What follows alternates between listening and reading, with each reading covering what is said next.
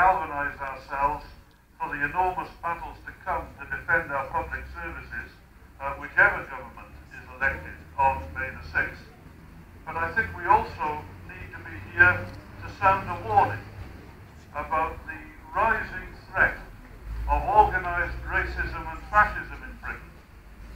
Because we shouldn't forget that in this general election, there are 338 BNP candidates. I'm excluding the other fascist groups even further to the right.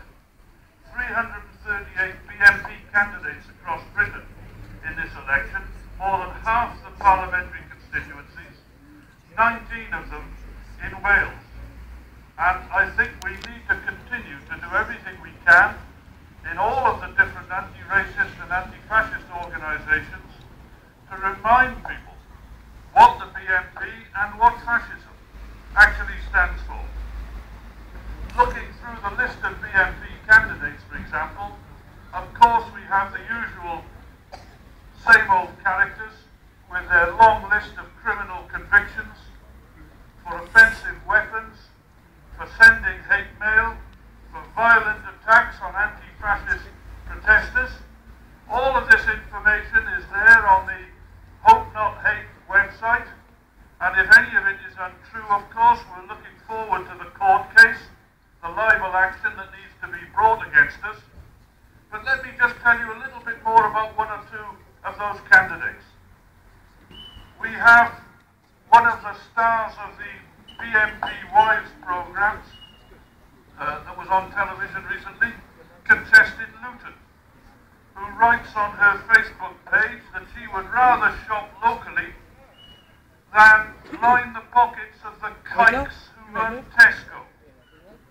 Of course, kikes is a particularly despicable term that's used to describe Jews. We have the candidate in Blackburn, the former member of the British National Socialist Party.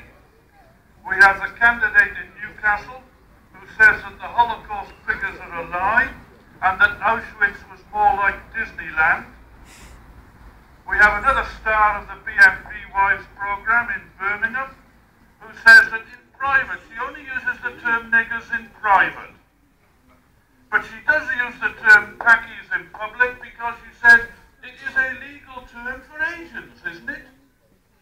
Then we have another charmer, the candidate in Broxton, a former member of the National Front and convener of the Midlands Ku Klux Klan. We have the candidate in Milton Keynes, exposed by the News of the World for supplying some of the music at last year's BNP Red, White and Blue Festival, including songs in praise of Hitler and songs that sing about killing niggers. We have the candidate in Morley and Outwood, who works for the BNP member of the European Parliament, Andrew Brons, who refused to condemn Adolf Hitler when invited to do so on Yorkshire Radio recently. Then we have the candidate in Gosport, and this is the one I'm going to name. This is Barry Bennett, who wrote on the US Nazi Stormfront website recently, "I believe in National Socialism, World War II style. It was best. No other power had anything like it. The ideology was fantastic. The culture, nothing like it. If it was here now, I'd defect to Germany." Then we have the candidate, just one or two more, give you a little taste. We have the candidate in Coventry, who stood in 2001 as well, couldn't stand in 2005. They were in prison for shooting somebody in the face at point blank range, who earlier in the day had knocked on their front door by mistake. And then we've got finally another little charmer from the BNP Wives programme, who says that the Holocaust deaths were exaggerated. And when she was asked on that programme, did anything good come of the Holocaust, she said, well, apparently, didn't they get a lot of dentistry and plastic surgery out of it? These are the kind of scum who continue to stand as BNP candidates, giving the lie to any idea that what we're talking about here is some kind of extreme right-wing patriotic British party. We're talking about a criminal conspiracy of Nazis and thugs. And therefore, let me close by saying this.